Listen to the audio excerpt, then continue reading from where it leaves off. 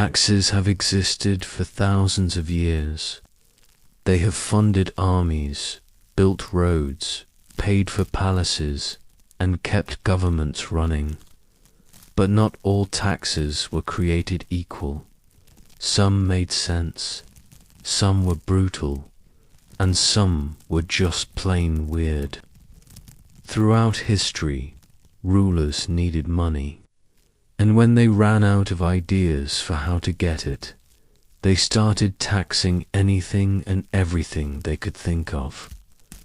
The result was a parade of ridiculous, cruel, and sometimes hilarious taxes that shaped the way people lived, dressed, and even built their homes. Chapter 1. The Window Tax. Imagine waking up in your home and looking around. Sunlight streams through your windows. It is warm, it is free, it is natural. Now imagine that same sunlight suddenly costs you money, not because you are using electricity or heating, but simply because light is entering your home through a window. Welcome to England in 1696, where the government decided that windows, yes windows, were the perfect thing to tax. The window tax was introduced by King William III during a time when England desperately needed money. Wars were expensive. The government was broke, and traditional taxes like land taxes and hearth taxes were not bringing in enough revenue. So someone in the royal court had a brilliant idea. Let us tax windows. At first, it seemed logical. Windows were visible. They could be counted from the street. Tax collectors did not need to enter homes. They could simply walk around, count the windows on each building, and send a bill. It was efficient, it was easy, and most importantly, it was impossible to hide. The tax worked like this. If your house had fewer than 10 windows, you paid 2 shillings a year.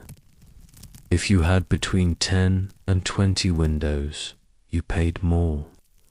And if you were wealthy enough to have more than 20 windows, well, you paid even more.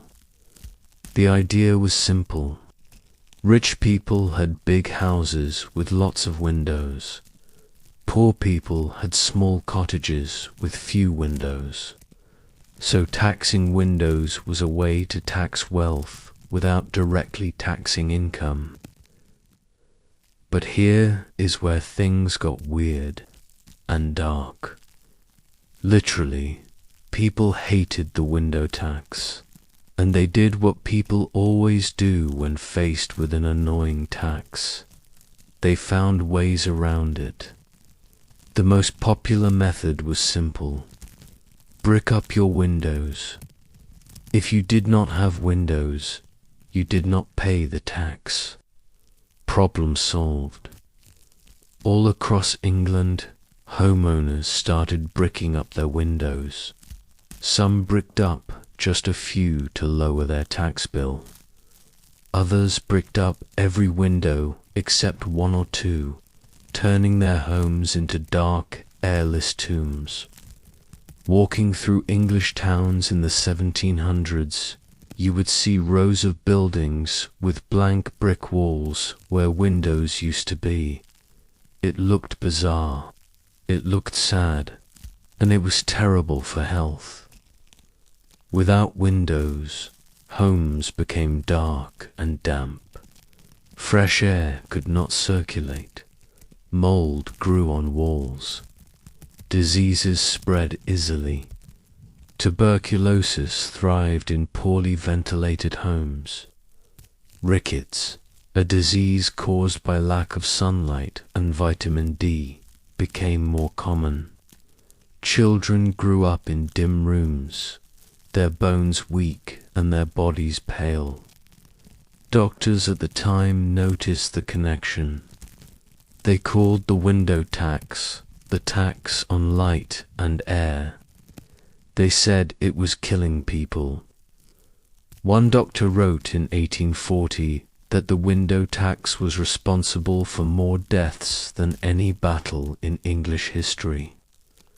That might sound dramatic, but the numbers supported it. Poor families living in cramped, windowless homes were dying from preventable diseases at alarming rates. But the government did not care. The tax brought in money, lots of it. By the early 1800s, the window tax was generating hundreds of thousands of pounds every year. It was one of the most reliable sources of government income. So, despite protests, despite petitions, despite doctors literally begging them to stop, the government kept the tax in place. And people kept bricking up their windows. The window tax did not just affect existing buildings. It also changed how new buildings were designed. Architects started creating homes with as few windows as possible. Some designed buildings with tiny windows or fake windows painted onto walls to give the illusion of light without the cost. Wealthy people, of course, could afford to pay the tax.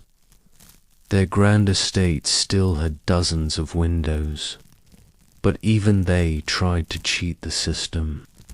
Some built windows that opened inward so they would not be visible from the street. Others constructed houses with large interior courtyards that brought in light without adding taxable windows to the exterior walls. The poor had no such options. They lived in darkness, literally. Their homes were cold in winter, stuffy in summer, and dim all year round. Families huddled around single candles at night. Children did their homework by firelight. And everyone just accepted it because what choice did they have? The alternative was paying a tax they could not afford. Even today, if you walk through older parts of England, you can still see evidence of the window tax. Buildings with bricked up windows, rows of houses with blank walls, architectural scars left by a tax that valued revenue over human health. It is a strange and haunting reminder of how far governments will go to squeeze money out of their citizens. For over 150 years, the window tax remained in place, but slowly, public opinion began to turn. Newspapers ran stories about families living in darkness. Reformers gave speeches about the health crisis caused by windowless homes, and politicians finally started listening. In 1851, a group of activists launched a campaign called Daylight for All. They argued that sunlight was a basic human right, not a luxury. They published reports showing the direct link between the window tax and rising rates of tuberculosis and rickets. They organized protests. They wrote letters. And slowly, they built momentum. Finally, in 1851, the British Parliament repealed the window tax. It was replaced with a simpler tax on inhabited houses. People celebrated. Newspapers declared it a victory for common sense. And slowly, very slowly, people started unbricking their windows. But the damage had been done. Generations of families had grown up in darkness. Thousands had died from diseases that could have been prevented with fresh air and sunlight. And all because the government needed money and decided that windows were an acceptable thing to tax.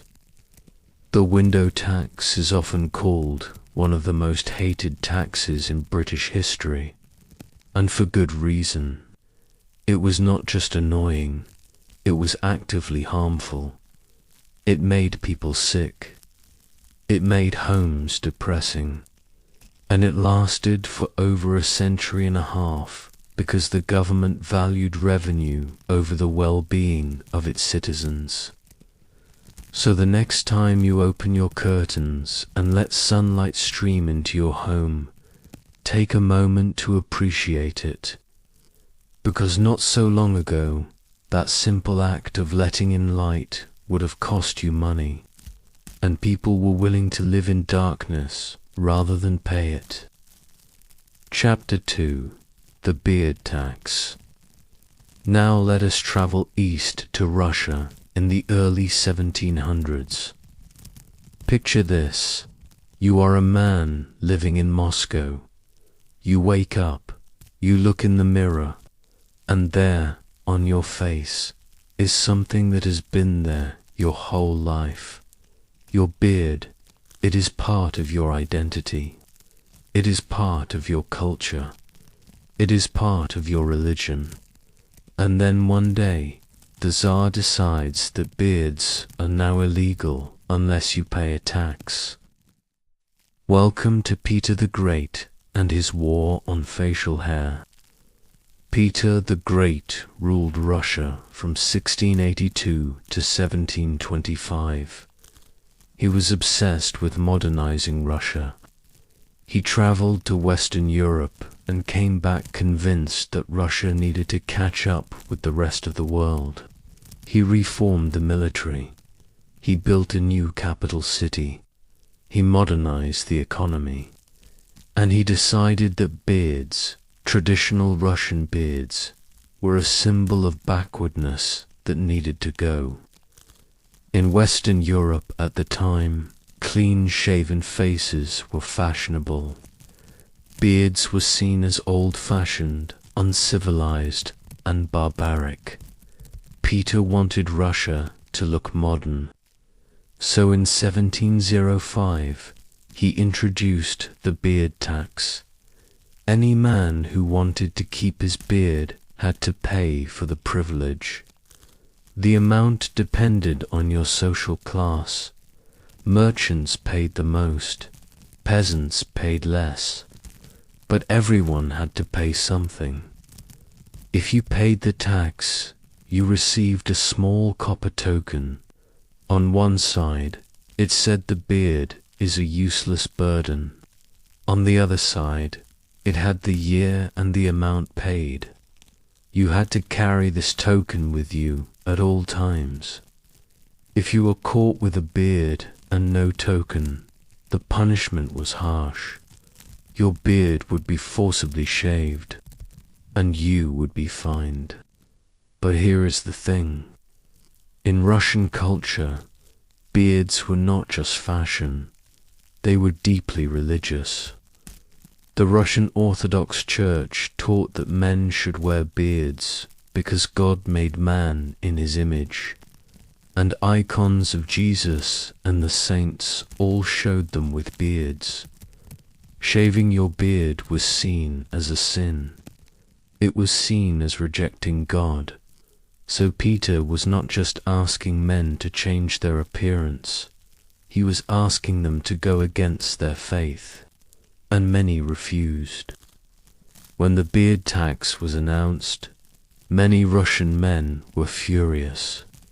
They saw it as an attack on their identity and their faith.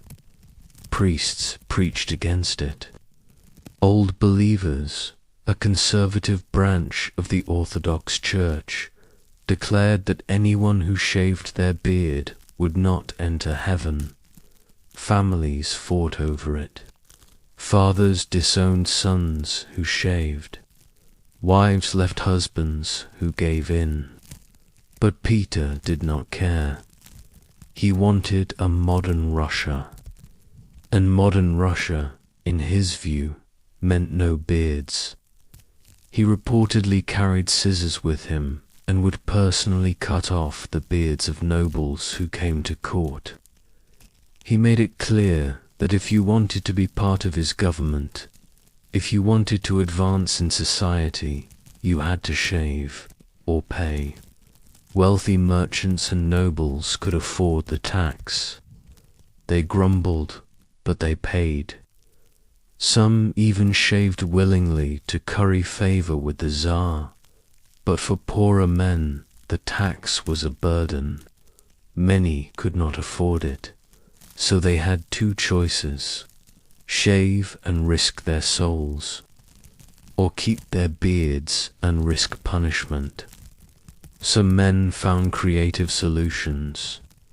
They would shave when they entered cities where the tax was enforced, then grow their beards back when they returned to their villages. Others would pay the tax but keep their shaved beards in small pouches, planning to be buried with them so they could present them to God as proof they had not willingly given them up. Yes, men were keeping their severed beards in pouches, just in case they needed them in the afterlife. That is how seriously they took this. The beard tokens that men carried were small, roughly the size of a coin. They were made of copper and stamped with the imperial seal. On one side, as mentioned, it read, "The beard is a useless burden."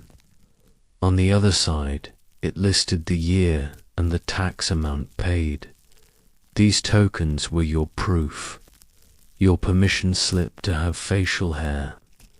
Tax collectors and police would stop men on the street and demand to see their tokens.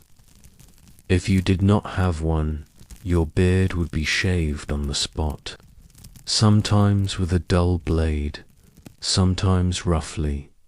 It was humiliating, it was painful, and it was public. Some men tried to forge tokens, others borrowed tokens from friends. But getting caught with a fake token meant an even harsher punishment. You would be fined double, your beard would be shaved, and in some cases you could be thrown in jail. The beard tax was not just about money, it was about control. It was about forcing cultural change through taxation. Peter wanted to break the old traditions and create a new Russia, and he was willing to tax facial hair to do it. The beard tax lasted for decades. It was not officially abolished until 1772, long after Peter the Great had died. By that time, Russian society had changed. Clean-shaven faces had become more common, especially among the upper classes. The beard had lost some of its cultural weight, but in rural areas, beards never went away. Peasants continued to wear them. Old believers continued to see them as sacred. And when the tax was finally lifted, many men celebrated by growing their beards back immediately. Today, beard tokens are rare historical artifacts. Museums display them as examples of just how far governments will go to enforce social change. And historians point to the beard tax as one of the strangest examples of a ruler using taxation not just to raise money, but to reshape culture. Peter the Great wanted a modern Russia, and he was willing to tax beards to get it. The result was decades of tension, resistance, and men walking around with copper tokens that said their facial hair was a useless burden. It is absurd, it is historical, and it is absolutely true. Chapter 3: The Hat Tax. Let us stay in England for this one. The year is 1784. The government, once again, needs money. The American colonies have just been lost. The war was expensive. The treasury is empty. And someone in Parliament has another brilliant idea. Let us tax hats. Yes, hats. Those things you wear on your head to stay warm or look fashionable. The hat tax was introduced in 1784, and it worked like this. Every hat sold in England had to have a stamp inside showing that the tax had been paid. The amount varied depending on the type of hat. Cheap hats paid less, expensive hats paid more, but everyone had to pay something. Hat makers were responsible for buying the stamps from the government and attaching them to their hats. If you were caught selling a hat without a stamp, you faced a heavy fine. If you were caught wearing a hat without a stamp, you could be fined too. Tax inspectors would literally stop people on the street, ask to see their hats, and check for the stamp inside. The hat tax was deeply unpopular. People hated it. Hat makers hated it. Even tax collectors seemed embarrassed by it. But the government insisted it was necessary. Hats, they argued, were a luxury. People who could afford hats could afford to pay a little extra. But here is the thing. Hats were not a luxury. Not really. In 1800s England, almost everyone wore a hat. Men wore top hats, bowlers, and flat caps. Women wore bonnets and wide-brimmed hats. Children wore caps. Hats were practical. They kept you warm in winter. They protected you from the sun in summer. They were part of everyday life. So taxing hats was not just taxing the rich, it was taxing everyone, and people were not happy about it. As with the window tax, people immediately started looking for ways around the hat tax, and they found them. The most popular method was simple. Buy an unstamped hat, or make your own. A black market for hats emerged almost overnight. Street vendors sold cheap, unstamped hats out of baskets. Tailors quietly made hats for customers willing to pay under the table. And families started making their own hats at home, sewing together fabric and felt to avoid paying the tax. The government tried to crack down. They sent inspectors into markets. They raided workshops. They even set up checkpoints on major roads where travelers had to show their hats and prove the tax had been paid. But it was impossible to enforce. There were simply too many hats and not enough inspectors. Some people got creative. They would buy one stamped hat and keep it just for show, wearing unstamped hats the rest of the time. Others would carefully remove stamps from old hats and glue them into new ones. And some people just stopped wearing hats altogether, risking sunburn and cold weather rather than pay the tax. The hat tax also had an unintended consequence. It killed the hat-making industry. Small hat makers could not afford the cost of the stamps and the administrative burden of tracking them. Many went out of business. Larger hat makers survived, but they raised their prices to cover the tax, making hats more expensive for everyone. Meanwhile, the government was not even collecting much money from the tax. Between the black market, the homemade hats, and the administrative costs of enforcement, the hat tax brought in far less revenue than expected. It was a failure by almost every measure. The hat tax lasted until 1811. That is 27 years of taxing hats. 27 years of inspectors checking inside people is headwear. 27 years of illegal hat markets and homemade bonnets. And in the end, the government gave up. The tax was repealed not because of protests or campaigns, but because it was not worth the effort. It cost more to enforce than it brought in. It angered the public. It hurt the hat industry. And it made the government look ridiculous. When the hat tax ended, people celebrated. Newspapers ran cartoons mocking the tax. Hat makers threw parties. And somewhere in a dusty government office, someone quietly filed away the stamp books and pretended the whole thing had never happened. Chapter 4. The Playing Card. Tax. Let us talk about playing cards. Simple, portable, fun. A way to pass the time with friends and family. And in many countries throughout history, heavily taxed.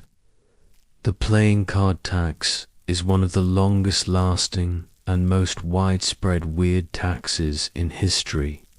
It popped up in England, France, Spain, and even the American colonies, and it lasted, in some places, for hundreds of years.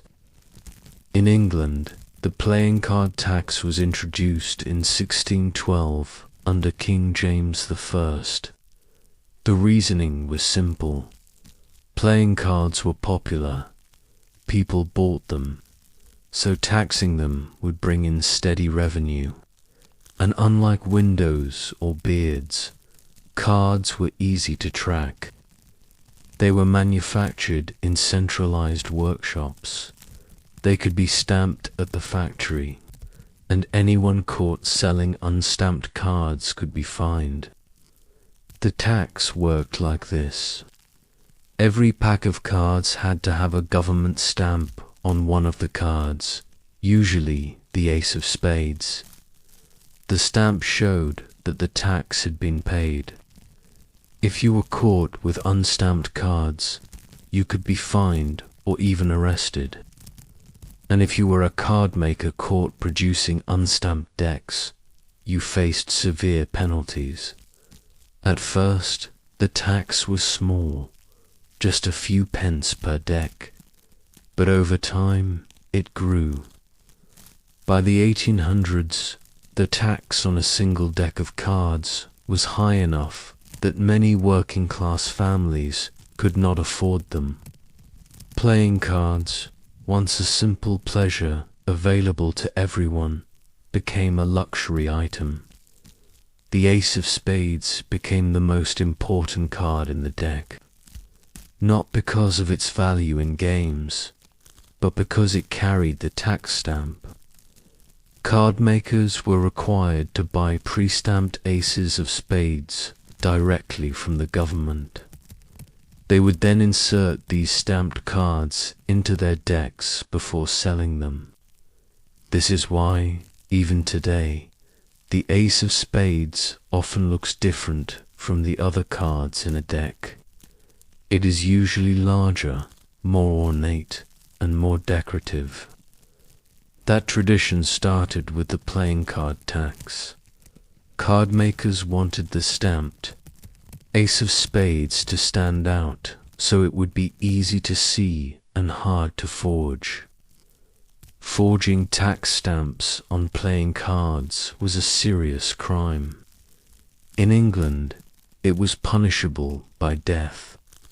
Yes, death. You could be hanged for making fake playing cards. That is how seriously the government took tax evasion, even on something as trivial as cards. And people tried it anyway. Because where there is a tax, there is always someone willing to cheat it. As the playing card tax grew more expensive, a black market emerged. Underground card makers produced cheap, unstamped decks and sold them in taverns and markets. Some cards were made from low-quality paper and barely lasted a few games. Others were surprisingly well made, nearly indistinguishable from legal decks, except for the missing stamp. Smugglers also got involved. They would bring decks of cards from France or the Netherlands, where taxes were lower or non-existent, and sell them in England at a profit. Customs officers searched ships and coaches looking for illegal cards. Tavern owners hid unstamped decks under floorboards, and players kept a lookout for tax inspectors while they gambled. The playing card tax turned a simple game into a criminal enterprise. People were arrested, decks were confiscated, fines were issued, and all over a pack of cards. The playing card tax also existed in colonial America. The British government extended the tax to the colonies as part of their broader effort to raise revenue from overseas territories. American colonists, already frustrated with British taxation, were not happy about it. The playing card tax was not as hated as the Stamp Act or the tea tax, but it added to the growing resentment. It was another example of Britain taxing everyday items without colonial input. And when the American Revolution broke out, one of the many grievances listed was unfair taxation, including taxes on playing cards. After independence, the United States did not keep the playing card tax. The new government had other priorities. But the tax continued in Britain for another century. In England, the playing card tax was finally abolished in 1862. That is 250 years after it was introduced. For over 2 centuries, people paid extra just to play a simple game of cards. The tax outlasted wars, revolutions, and multiple monarchs. It survived because it brought in steady revenue and because, unlike the window tax or the hat tax, it did not directly harm people's health or livelihood. But it was still annoying. And when it was finally repealed, card makers celebrated by producing elaborate, decorative aces of spades. They no longer needed government permission to design their own cards, and they made sure everyone knew it. Today, the ornate ace of spades remains a tradition in many card decks, a reminder of a time when governments taxed games and people went to jail for forged playing cards. It is a strange legacy, but it is a real one. Chapter 5. The Soap Tax. Let us stay in England because they really loved their weird taxes. This time, we are talking about soap. Yes, soap. That thing you use to wash your hands and stay clean. In 1712, the British government decided that soap was a perfect thing to tax. And for over 150 years, being clean cost extra. The soap tax was introduced during the reign of Queen Anne. The government needed money, as always, and soap seemed like a good target. It was widely used. It was manufactured in centralized factories, and it could be easily tracked. Every bar of soap had to be weighed and stamped by a government inspector before it could be sold. If you were caught making or selling unstamped soap, you faced heavy fines or imprisonment. The tax made soap expensive, really expensive. For wealthy families, it was an annoyance. But for the poor, it was a barrier. Many simply could not afford soap, so they went without. They washed with water alone or used cheap substitutes like wood ash and lye, which were harsh on the skin and not very effective. The result was predictable: poor hygiene, skin infections, disease.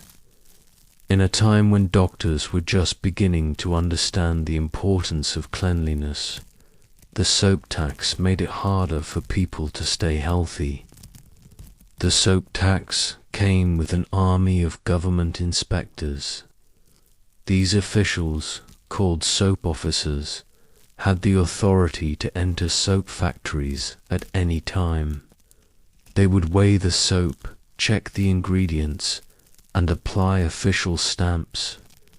They kept detailed records of every bar produced, and they watched soap makers like hawks to make sure no one was cheating. Soap makers hated the inspectors. They slowed down production, they added paperwork, and they made soap making a bureaucratic nightmare. Small soap makers, who could not afford the time or the cost of complying with the regulations, went out of business. Larger factories survived, but they passed the cost of the tax and the inspections on to consumers. Meanwhile, people started making their own soap at home. It was not as good as factory-made soap. It was often harsh and poorly mixed, but it was free, and that was enough for many families. The government tried to stop home soap making by requiring licenses, but it was impossible to enforce. You cannot stop someone from boiling fat and lye in their own kitchen. By the early 1800s, doctors and public health reformers were noticing a pattern. Poor people were dying from preventable diseases at alarming rates, and one major factor was lack of access to soap. They could not afford to stay clean, and they were paying the price with their health. Reformers started campaigning against the soap tax. They called it the tax on health. They argued that making soap expensive was literally killing people. They published pamphlets, they gave speeches, and they lobbied Parliament. It took decades, but slowly, public opinion turned. Newspapers ran editorials against the tax. Even some members of Parliament admitted it was a bad idea. And in 1853, the soap tax was finally abolished. The repeal was celebrated as a major victory for public health. Soap became cheaper and more accessible, and over the following years, rates of infection and disease began to decline. The connection was clear. Access to soap saved lives, and taxing it had cost lives. The soap tax is now remembered as one of the most harmful taxes in British history. It lasted for over a century and 40 years. It made cleanliness a luxury, and it contributed to the deaths of thousands of people who simply could not afford to wash. So the next time you wash your hands with soap, take a moment to appreciate that it is free, easy, and not taxed. Because not so long ago, being clean cost money, and many people could not afford it. Chapter 6. The Brick Tax. We are staying in England for this one too, because apparently the British government in the 1700s and 1800s was determined to tax literally everything. This time, let us talk about bricks. Yes, bricks. Those rectangular blocks used to build houses, walls, and buildings. In 1784, the same year as the hat tax, the government introduced the brick tax. The brick tax was simple. Every brick manufactured in England was taxed. Brickmakers had to pay a tax based on the number of bricks they produced. The amount started small but grew over time. By 1805, the tax on 1,000 bricks was high enough to significantly increase the cost of building. The logic was the same as always. Bricks were widely used. They were easy to count, and taxing them would bring in steady revenue. The government needed money for the Napoleonic Wars, and bricks seemed like a safe target. But as with every tax, people found ways around it, and the way they avoided the brick tax was both clever and ridiculous. The brick tax was based on the number of bricks produced, not the size of the bricks. So brickmakers had a brilliant idea. If they were taxed per brick, they would simply make bigger bricks, much bigger bricks. Standard bricks at the time were about 9 inches long, 4.5 inches wide, and 3 inches thick. After the brick tax, brickmakers started producing bricks that were twice as large. Some were even 3 times the size. These giant bricks were heavy, awkward to work with, and harder to transport. But they saved money. Builders adapted. They started designing buildings with these oversized bricks. Walls became thicker. Buildings became sturdier, and the number of bricks needed for construction dropped dramatically. A house that once required 10,000 standard bricks might now only need 5,000 giant bricks. And since the tax was per brick, that meant paying half the tax.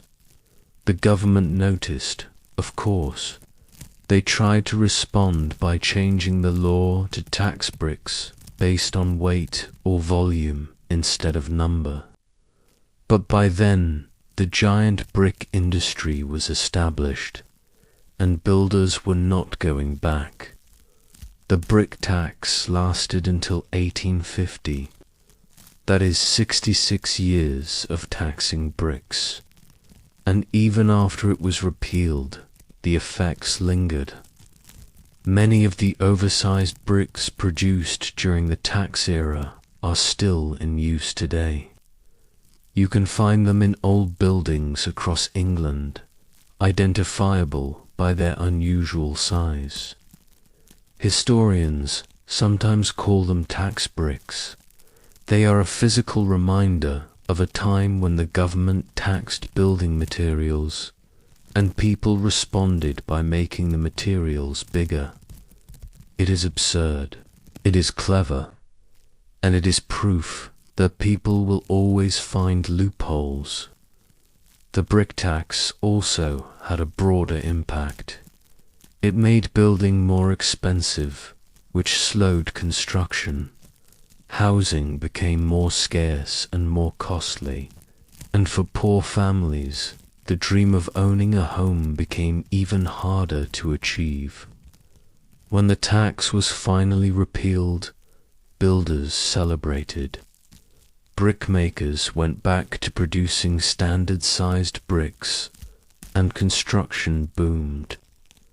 The brick tax is now remembered as another example of the British government taxing everyday items and creating unintended consequences in the process.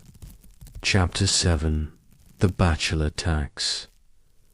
Imagine being a single person living your life. You are happy, you are independent, you are not bothering anyone, and then the government decides that you owe them money, not because you own property, not because you have income, but simply because you are not married. Welcome to the Bachelor Tax, one of the most personal and intrusive taxes in history. The Bachelor Tax appeared in multiple countries throughout history. England had one, France had one, Russia had one.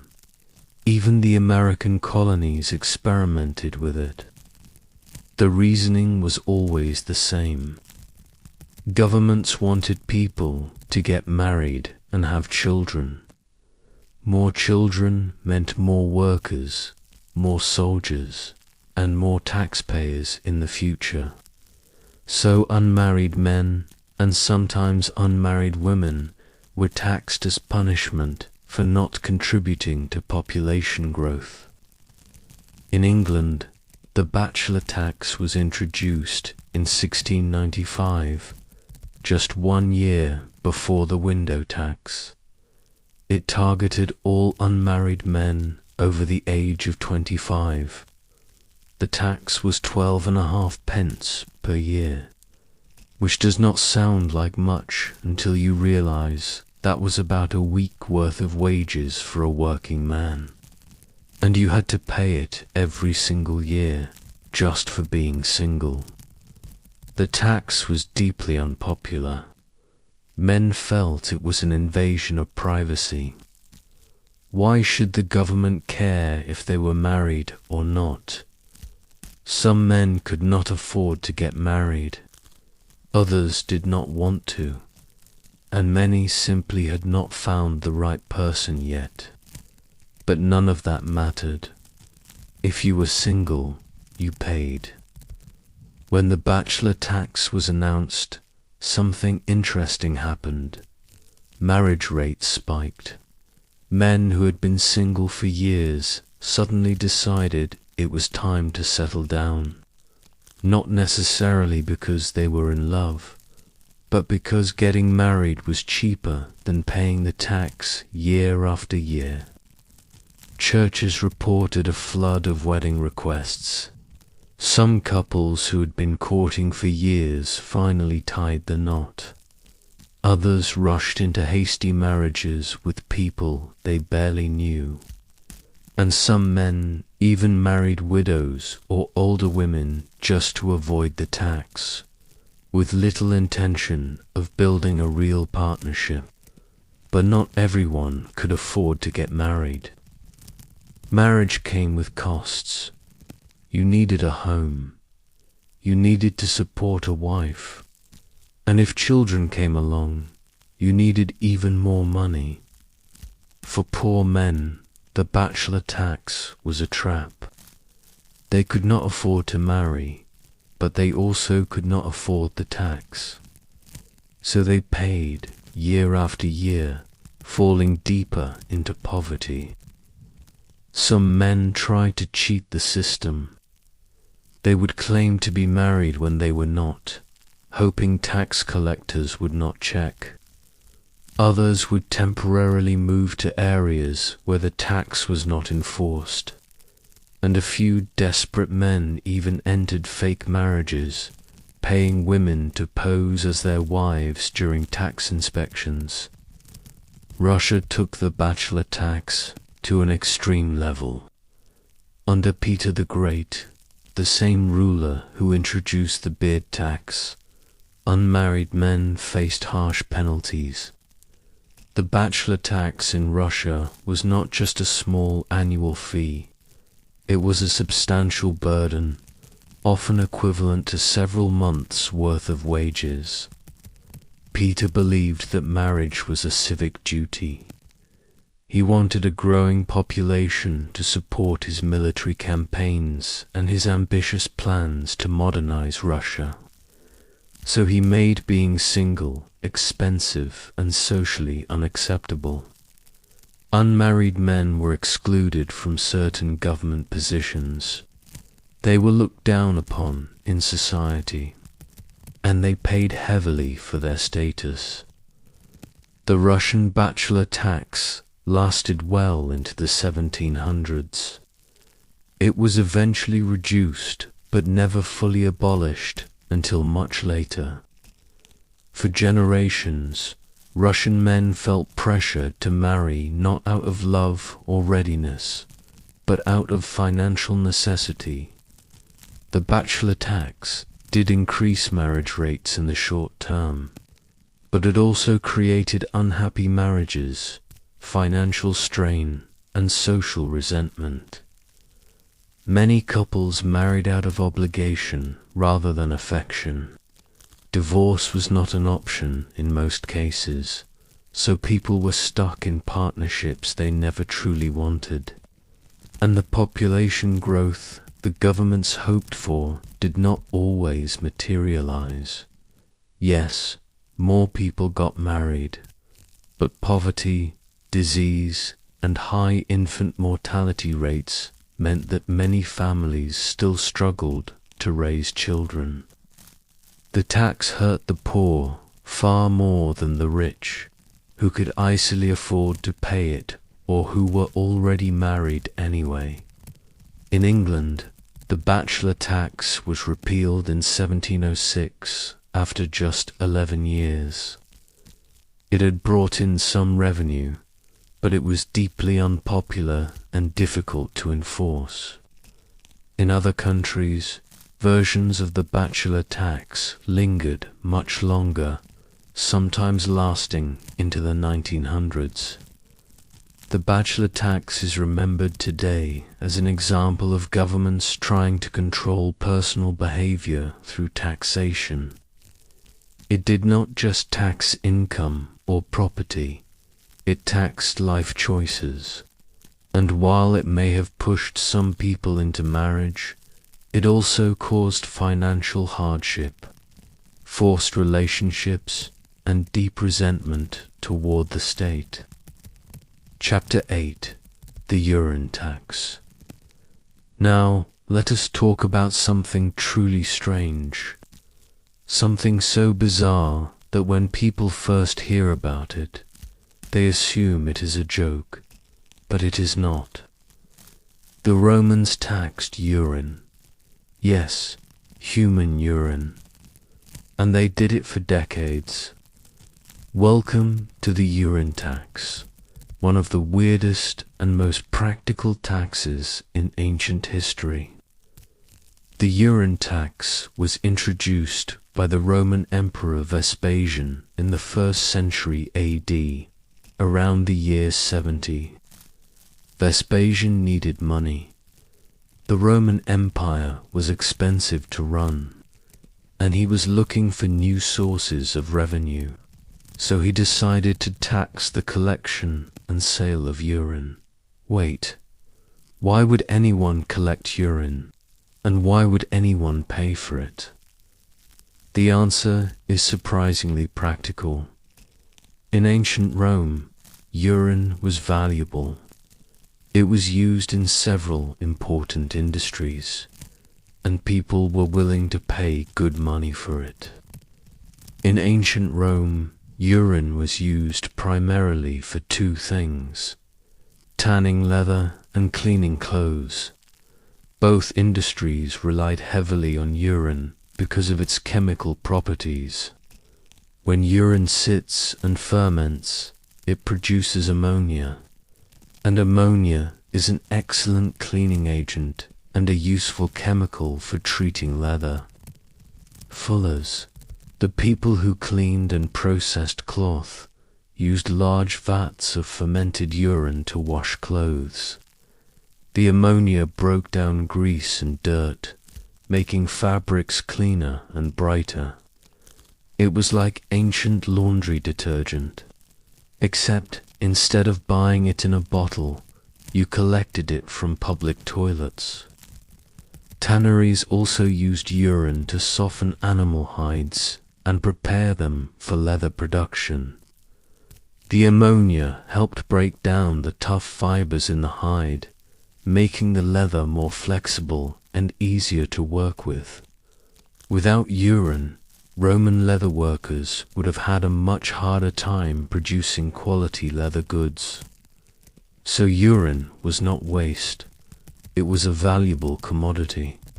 And like any valuable commodity, it could be taxed. Rome had public toilets called latrines.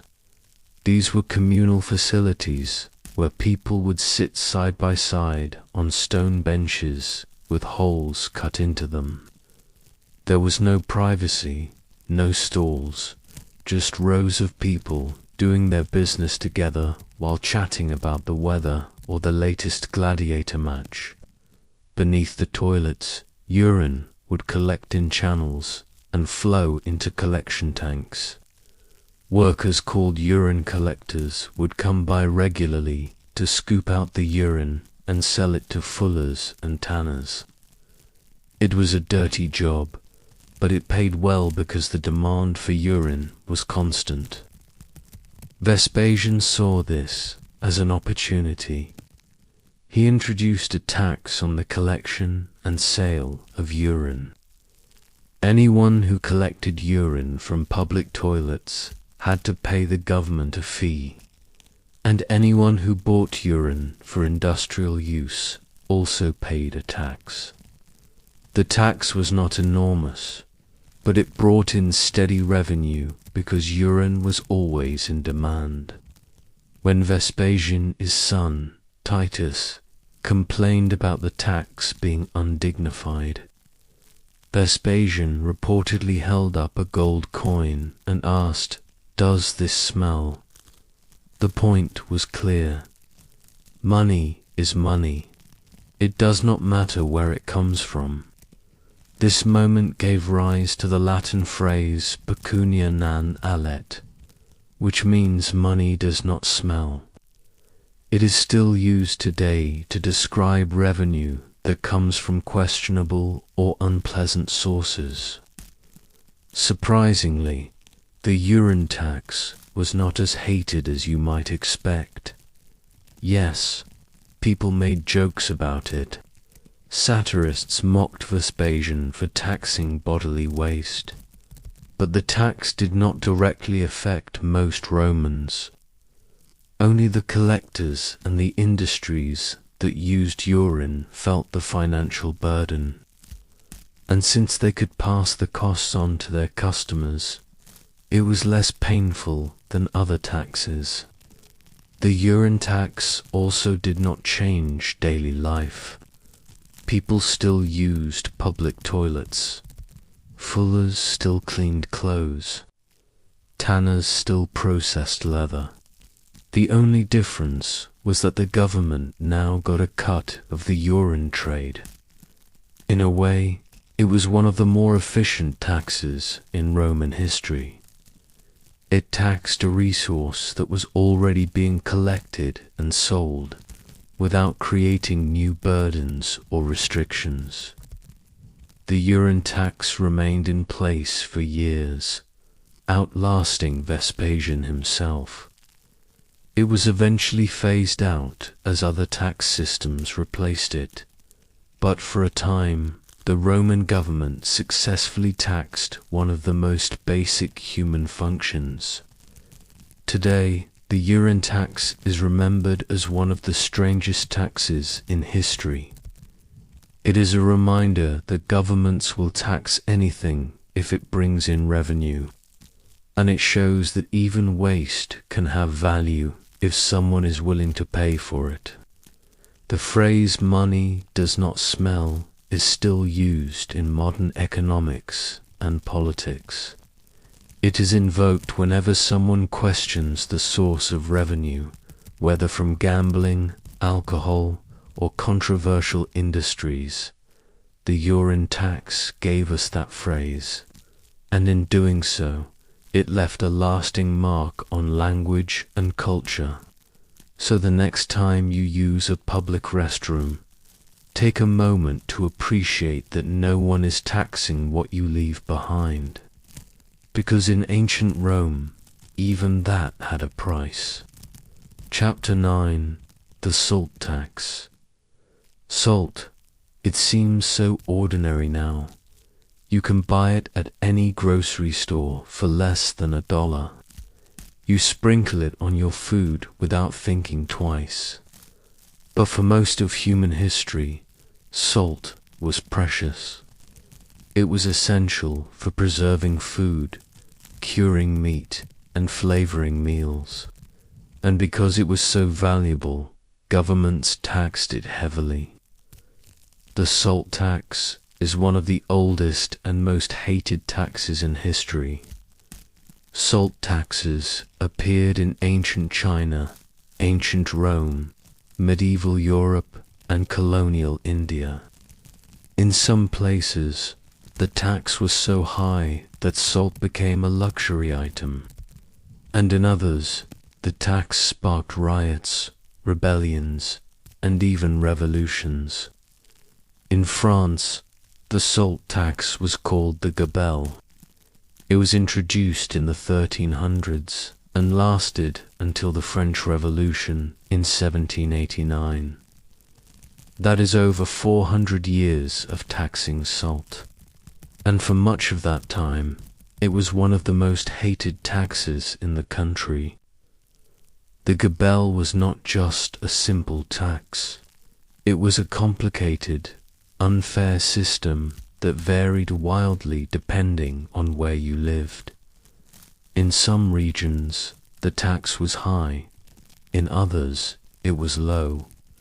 And in some areas, people were required by law to buy a minimum amount of salt every year, whether they needed it or not. This forced purchase was called the sel du devoir, the duty salt. Imagine being forced to buy 7 pounds of salt every year, even if you only needed 2 pounds. And you had to buy it at the government-controlled price, which was often 10 to 20 times higher than the actual cost of producing salt. If you refused, you faced fines or imprisonment. If you tried to smuggle cheaper salt from a neighboring region, you could be executed. The gabelle was enforced by a small army of tax collectors and inspectors. They searched homes, checked kitchens, and interrogated families to make sure they were buying the required amount of salt. People hated them, and they hated the tax even more. Unsurprisingly, a massive black market for salt emerged. Smugglers called faux saulniers, or false salt workers, would buy cheap salt in low-tax regions and smuggle it into high-tax areas. They carried it in hidden compartments, buried it in barrels of grain, or strapped it to their bodies under their clothes. Salt smuggling became big business. Entire criminal networks were built around it. Smugglers bribed officials, used secret routes, and even fought pitched battles with tax collectors. The government responded with harsh punishments. Smugglers could be sentenced to years of forced labor in the galleys, the rowing ships used by the French Navy. Others were branded, whipped, or executed. But no amount of punishment could stop the smuggling. The price difference was too large. The demand for salt was too high, and people were desperate to avoid the crushing weight of the gabelle. It is estimated that thousands of people were arrested every year for salt-related crimes, and thousands more risked their lives smuggling it anyway. By the late 1700s, The gabelle had become a symbol of everything wrong with the French monarchy. It was unfair. It hurt the poor. It enriched the government and tax collectors, while ordinary families struggled to afford basic necessities. And it was one of many grievances that led to the French Revolution. When the revolutionaries stormed the Bastille in 1789, one of their first demands was the abolition of the gabelle. And in 1790, the National Assembly officially ended the salt tax. People celebrated in the streets. Salt, once a taxed luxury, was finally affordable again. But the story does not end there. Napoleon later reinstated a version of the salt tax to fund his wars, and other European countries continued taxing salt well into the 1900s. The salt tax was too lucrative for governments to give up easily. One of the most famous salt taxes in history was in British-controlled India. The British government held a monopoly on salt production and sales. Indians were not allowed to produce or sell their own salt. They had to buy it from the British at inflated prices, and they paid a heavy tax on every purchase. The salt tax in India was not just an economic burden, it was a symbol of colonial oppression. Indians saw it as proof that the British controlled even the most basic aspects of their lives. And in 1930, Mahatma Gandhi launched one of the most famous acts of civil disobedience in history to protest it. Gandhi led the Salt March, a 240-mile walk to the Arabian Sea. When he arrived, he bent down, picked up a handful of salt from the beach, and declared that Indians had the right to make their own salt. It was a simple act, but it was powerful. Thousands joined him, and the Salt March became a turning point in India's independence movement. The British eventually repealed the salt tax after India gained independence in 1947. But the Salt March remains one of the most iconic protests in history, and it all started with a tax on something as basic as salt. Today, salt is cheap and abundant, but for most of human history, it was taxed, controlled, and fought over. The salt tax funded empires, sparked rebellions, and changed the course of history. All because governments realized that people could not live without it. Chapter 10. The Tea Tax. Let us travel to colonial America in the 1700s. The British government controlled the 13 American colonies, and, like any government, they needed money, so they taxed the colonies. A lot. And one of the taxes they imposed was on tea. It seemed harmless at first, just a small tax on an everyday drink. But that tax would spark a revolution and change the world. The tea tax was part of a series of taxes imposed on the American colonies in the 1760s and 1770s. The British government argued that the colonies should help pay for their own defense and administration. After all, Britain had just fought an expensive war, the 7 Years' War, partly to protect the colonies, so taxing them seemed fair. But the colonists did not see it that way. They had no representation in the British Parliament. They had no say in the laws being made, and they certainly had no say in the taxes being imposed on them.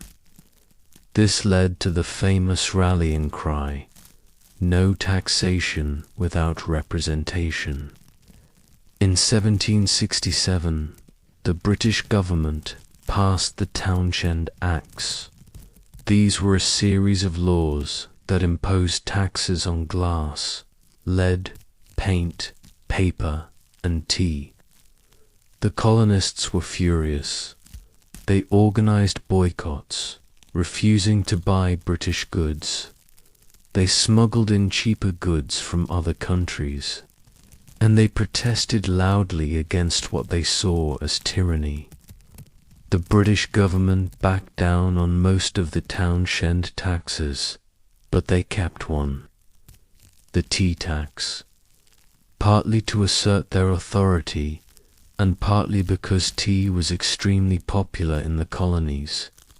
Everyone drank tea, rich families, poor families, farmers, merchants, everyone. So taxing tea would bring in steady revenue. But keeping the tea tax was a mistake. It became a symbol. It represented everything the colonists hated about British rule. And it set the stage for one of the most famous protests in American history.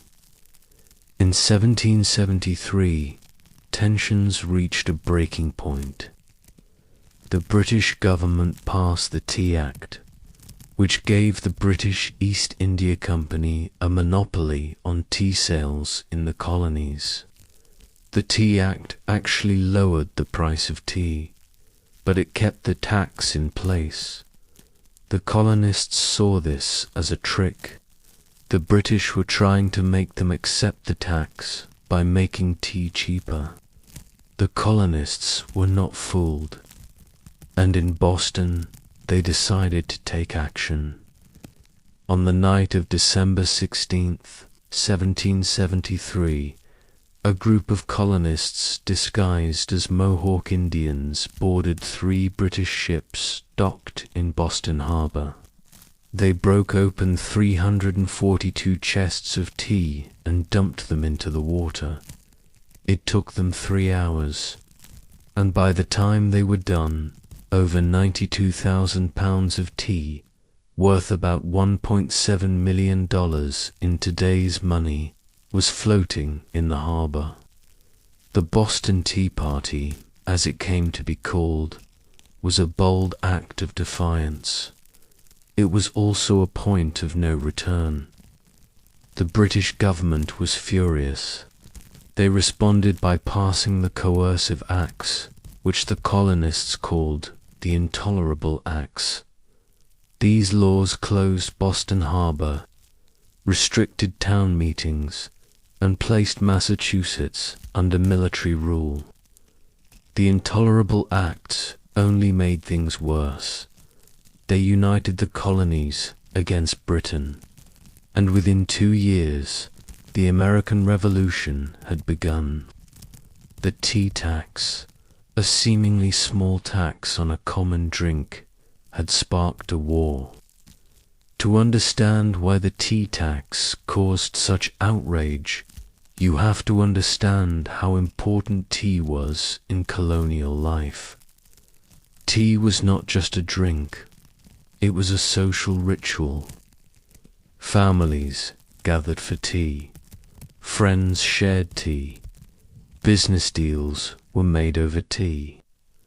Tea was woven into the fabric of daily life. By taxing tea, the British government was not just taxing a commodity, they were taxing a tradition. They were inserting themselves into the most intimate moments of colonial life. Every time a family sat down for tea, they were reminded that they were being taxed without their consent. Every cup of tea was a small act of submission to British authority. That is why the colonists reacted so strongly. It was not just about money. It was about principle, it was about freedom, and it was about refusing to be controlled. The tea tax did not just start the American Revolution, it also shaped American identity. The idea that taxation without representation is tyranny became a core principle of American democracy. The Boston Tea Party became a symbol of resistance to unjust authority, and tea itself took on new meaning. After the Revolution, many Americans switched from tea to coffee as a patriotic gesture. Coffee became the American drink, while tea remained associated with Britain. Even today, Americans drink far more coffee than tea, and it all traces back to a tax on tea in the 1700s. The tea tax is a reminder that small taxes can have big consequences. What seemed like a minor tax on a common drink became the spark that ignited a revolution. And that revolution created a new nation built on the principle that people have the right to control their own government and their own taxes. Chapter 11. The Death Tax. Death is inevitable. Everyone dies. It is the one certainty in life. And throughout history, governments have found ways to tax it. Welcome to the world of death taxes, where even your final moments come with a bill. Death taxes have taken many forms over the centuries. There are inheritance taxes, which tax the money and property you leave to your heirs. There are estate taxes, which tax the total value of everything you own when you die. And then there are more unusual death taxes, like taxes on funerals, coffins, and even graves. Let us explore some of the strangest and most controversial death taxes in history. The Romans were pioneers of death taxes. Emperor Augustus introduced an inheritance tax in the year 6 AD. It was a 5% tax on all inheritances, except for those left to close family members. The tax was used to fund military pensions for retired soldiers, and it was remarkably effective.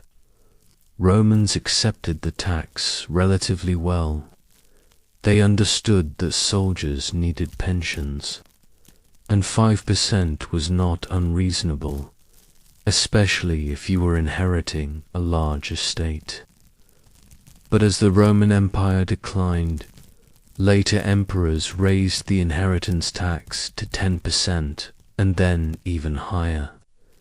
At that point, people started looking for ways to avoid it. Some wealthy Romans would transfer their assets to family members before they died, avoiding the inheritance tax entirely. Others would hide wealth or underreport the value of their estates. And a few even adopted their heirs legally so they would qualify as close family members and pay no tax at all. In England, the government once taxed coffins. Yes, coffins.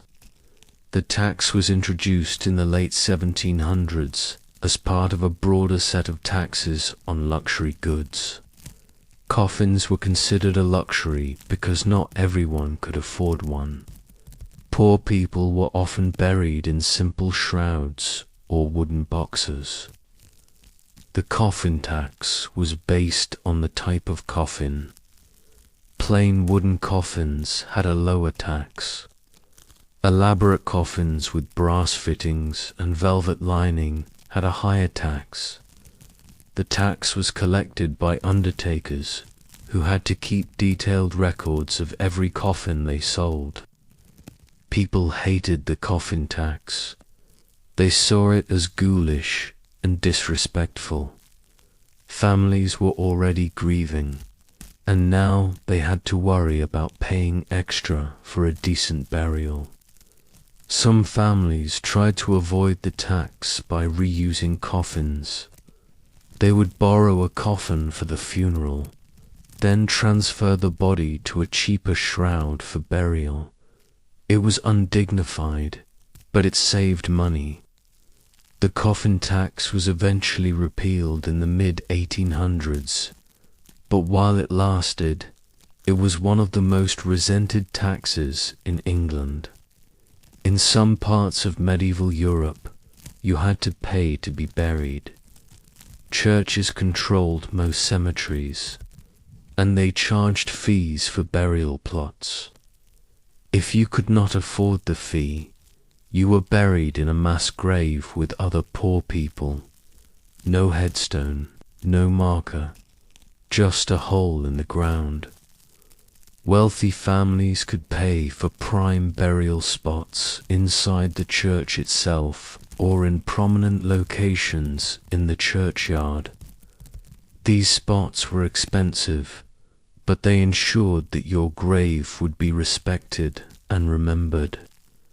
For the poor, burial was cheap but anonymous, and in some cases, graves were reused after a few years, with the old bones dug up and placed in charnel houses to make room for new burials. The grave tax was not officially a government tax, but it functioned like one.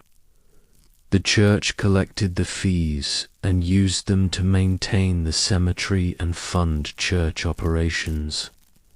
For poor families, it was yet another financial burden at an already difficult time. Death taxes still exist today, though they are usually called estate taxes or inheritance taxes. In many countries, if you inherit a large sum of money or property, you have to pay a percentage of it to the government. The logic is that this prevents massive wealth from being passed down through generations without being taxed. Supporters of death taxes argue that they promote fairness and prevent the concentration of wealth in a few families. Critics argue that they punish success and force families to sell property or businesses to pay the tax. The debate continues to this day, but modern death taxes are mild compared to some historical examples. At least today, we do not tax coffins or burial plots. We do not force families to choose between a decent funeral and financial ruin. And we do not dig up graves after a few years to make room for new ones. Death taxes remind us that even in our final moments, the government still has its hand out. It is one of the few things that remains constant across cultures and centuries. No matter where you live or when you die, someone will find a way to tax it. Chapter 12. The Color Tax. Imagine a world where certain colors are illegal, not because they are offensive or dangerous, but because the government wants to control who can wear them. Welcome to the world of color taxes and sumptuary laws, where the color of your clothes could get you fined, arrested, or worse. Throughout history, certain colors have been associated with wealth and power. Purple, for example, was the color of royalty. It was expensive to produce because it came from a rare sea snail found in the Mediterranean. Red was also costly because it required expensive dyes like cochineal, made from crushed insects, and certain shades of blue, especially deep indigo, were difficult to create and therefore reserved for the elite. Governments and rulers saw these colors as symbols of status, and they wanted to control who could use them. So they introduced taxes and laws that restricted access to certain colors. The result was a bizarre system where your clothing color was regulated by law. In ancient Rome and the Byzantine Empire, purple was the color of emperors. The dye, called Tyrian purple, was made from the secretions of murex sea snails. It took thousands of snails to produce just 1 gram of dye. This made purple incredibly expensive, and it also made it a perfect symbol of imperial power. Roman emperors passed laws making it illegal for anyone except the emperor to wear Tyrian purple. If you were caught wearing purple clothing, you could be arrested. Your clothes would be confiscated, and you might face severe punishment. This was not just about fashion. It was about maintaining social order and reminding everyone who was in charge. In the Byzantine Empire, the restriction on purple was even stricter. Babies born to the emperor were called porphyrogenitus, meaning born in the purple, because they were born in a special purple draped chamber. Only those born into the imperial family had the right to wear true purple. Everyone else, no matter how wealthy, had to settle for other colors. The monopoly on purple lasted for centuries, and it was enforced through taxes, laws, and sometimes violence. Dyers who produced purple fabric without permission could be executed. Merchants who sold it faced heavy fines, and anyone caught wearing it learned quickly that some colors were not worth the risk. Purple was not the only color regulated by law. Throughout medieval and Renaissance Europe, sumptuary laws controlled what people could wear based on their social class. These laws dictated not just colors, but also fabrics, styles, and accessories. In England, sumptuary laws passed in the 14 and 1500s restricted who could wear silk, velvet, and certain colors. Only nobles and knights could wear crimson or scarlet. Merchants and commoners had to stick to browns, greys, and dull greens. If you were caught wearing colors above your station, you could be fined or publicly shamed. In Italy, sumptuary laws were even more specific. In Venice, laws dictated the exact shade of red that different classes could wear. Nobles wore bright vermilion, merchants wore darker reds, and commoners could only wear brownish reds, or no red at all. Inspectors would patrol markets and streets, checking clothing and issuing fines to violators. Sumptuary laws were not just about maintaining class distinctions, they were also about controlling the economy. Governments wanted to prevent people from spending too much money on luxury goods like expensive dyes and fabrics. They believed that excessive spending on clothing led to moral decay and financial ruin, so they tried to regulate it through law. Indigo, the deep blue dye, was another heavily taxed color. In colonial India, the British East India Company forced Indian farmers to grow indigo instead of food crops. The indigo was then exported to Europe and sold at high prices.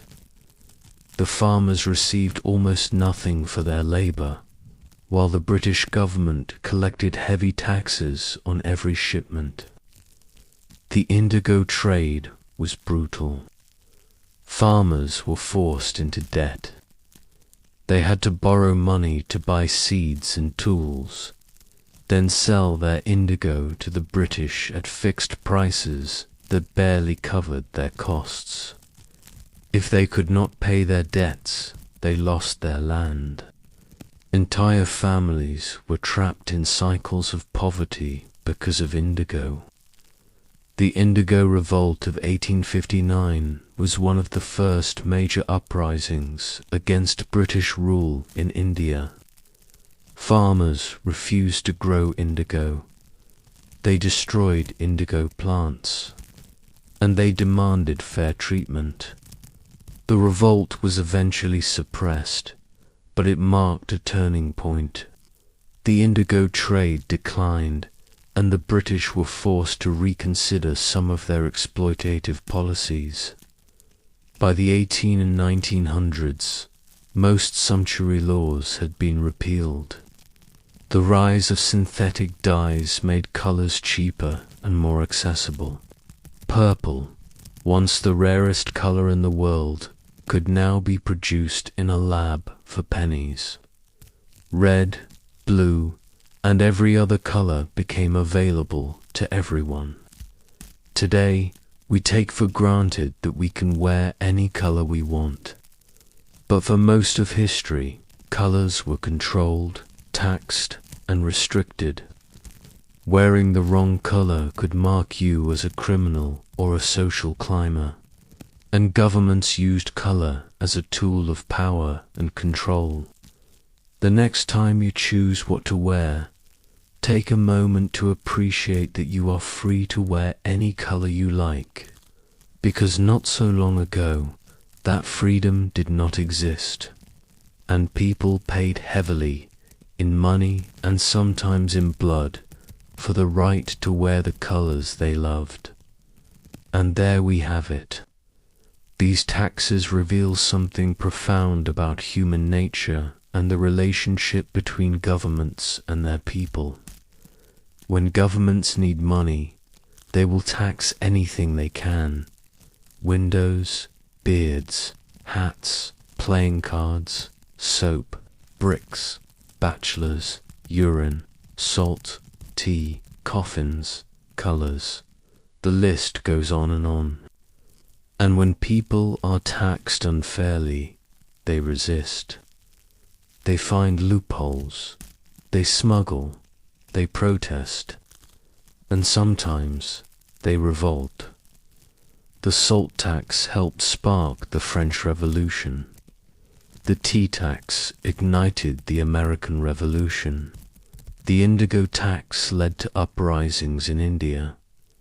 Taxes are not just about money. They are about power, control, and the limits of what people will tolerate. But these taxes also show us how far we have come. We no longer pay extra to be single. We do not tax urine or salt at crushing rates. We do not force people to pay for coffins or restrict colors by law. And we do not throw people in jail for smuggling tea or wearing the wrong shade of purple. Modern taxes still frustrate us. Income taxes, sales taxes, property taxes. But compared to the bizarre and often cruel taxes of the past, we live in a relatively fair and reasonable system. We are not taxed for having windows or beards. We are not forced to buy salt we do not need. And we are not executed for wearing purple. The history of weird taxes is a history of human creativity, both in taxation and in resistance. It is a history of governments trying to squeeze revenue from every possible source. And it is a history of ordinary people pushing back, finding ways to survive, and demanding fairness. So the next time you pay your taxes, remember that it could be worse, much worse. You could be paying a tax on your beard, or your windows, or your urine, or your right to stay single, or the color of your shirt. History is full of taxes, far stranger and far more oppressive than anything we face today. Thank you for joining me on this journey through 12 of the weirdest taxes in history. From windows to beards, from hats to playing cards, from soap to bricks, from bachelors to urine, from salt to tea, from death to color, we have explored the bizarre, the cruel, and the sometimes hilarious ways governments have taxed their people throughout history. These taxes may seem absurd now, but they were real. They affected real people. They shaped economies, sparked rebellions, and changed the course of history. And they remind us that the power to tax is also the power to oppress, to control, and to provoke resistance. So take a moment to appreciate the simple freedoms you have today. The light streaming through your windows, your face, however you choose to groom it, your clothes in any color you like, your tea or coffee untaxed by revolution, your right to stay single without penalty, and your basic human waste mercifully free from government taxation. These things seem ordinary, but history shows us they are anything but. They are hard-won freedoms, earned through protest, rebellion, and the slow march of progress. And they are worth remembering, worth protecting, and worth celebrating. Thank you for watching. And remember, no matter how frustrating taxes may be today, at least they are not as weird as they used to be.